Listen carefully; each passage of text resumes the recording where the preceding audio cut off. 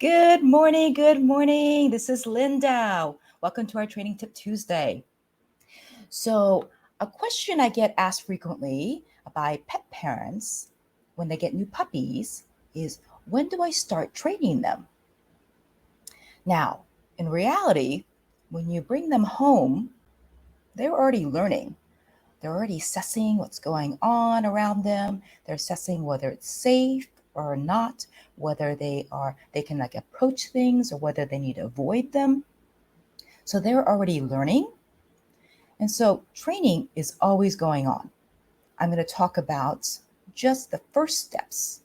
It's not necessarily talking about any specific foundation behavior like a sit or down, but in order to get to those, you need to make sure you can get your dog's attention. So who am I? My name is Linda Kwan, and I am the owner and trainer at WowBowWow. We specialize in working with pet parents with puppies and adolescent dogs.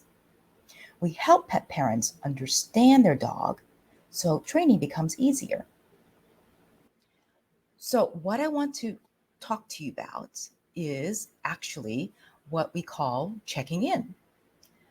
What that means is whenever your dog or puppy, in this case, we're talking about puppy, looks at you, you want to start rewarding that behavior. Checking in whenever they look at you.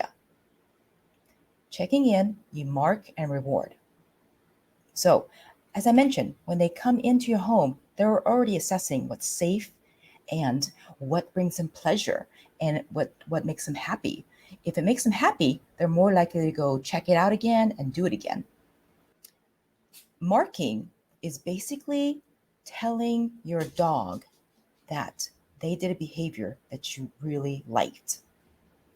So once that they start hearing that word and then a reward follows soon after, they're going to be looking for that marker.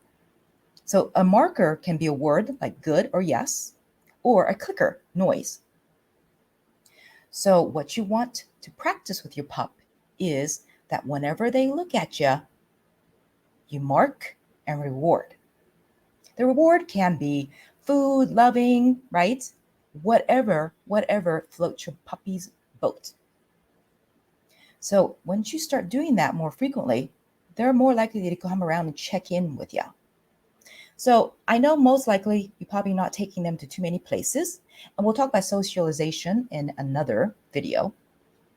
So where do you think this could be helpful later on? For example, when you're able to take your puppy out and let them down on all four paws, and when you're walking, right? Checking in, making sure they know where you are and aware where you are is important. You want this good habit, build this habit of checking in with you.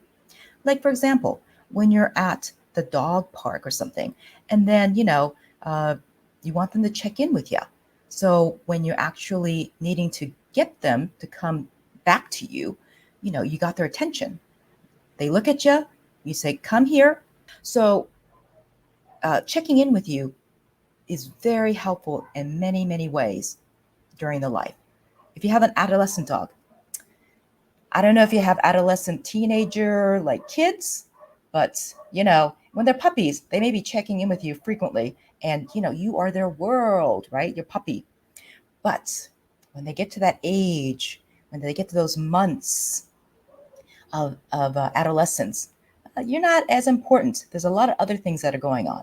So what you practice and start now as a puppy, checking in with you, can be very helpful when they're adolescent. All right? So I hope this was very helpful in getting you started and thinking about that, yeah, you can start teaching your dog as soon as you get them, and getting them focused on you is so important. Getting the check-in and marking and rewarding that. Well, have a great day, and I hope this was helpful. And if you like anything I said today, let me know in the chat. Let me know that this was helpful to you. All right. Until next time, I'll probably be back here Saturday after my group field trip. So I'll see you then. Have a good day.